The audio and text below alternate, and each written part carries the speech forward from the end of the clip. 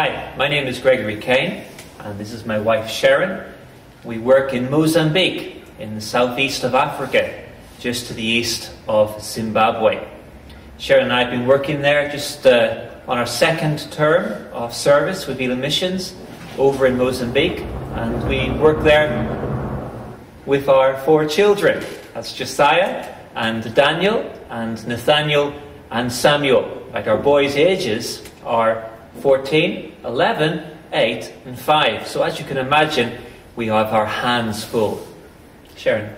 Mozambique is a country that was colonised and ruled by the Portuguese for about 400 years and gained its independence after a rather unpleasant war in 1975. It was then devastated by an even more bloody and brutal civil war which left the country totally decimated. And it's only in the last about 10 or 15 years that the country started to pull itself out of that and re-establish itself as a democratic society.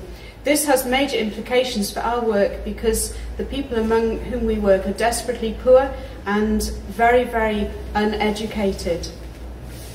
This level of education causes us particular problems in our churches because I have a situation where the vast majority of my church leaders, we have about 25 churches there in Mozambique, the vast majority of them are barely educated. Indeed, many of my church leaders, my pastors, haven't even finished their primary school education because of that problem with disruption due to the Civil War.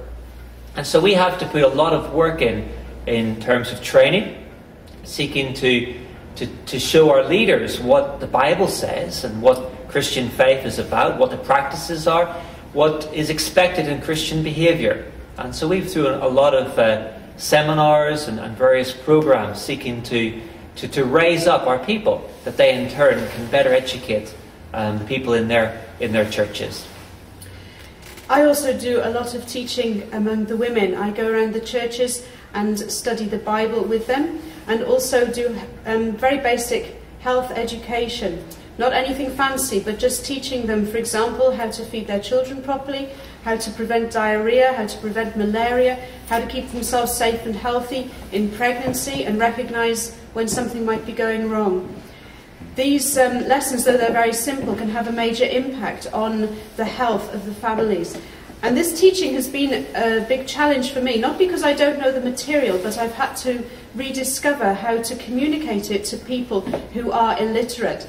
And so my classes, rather than having handouts of written notes, I'll use pictures and even toys to illustrate what I'm talking about and make it memorable and interesting for the women that I'm working with.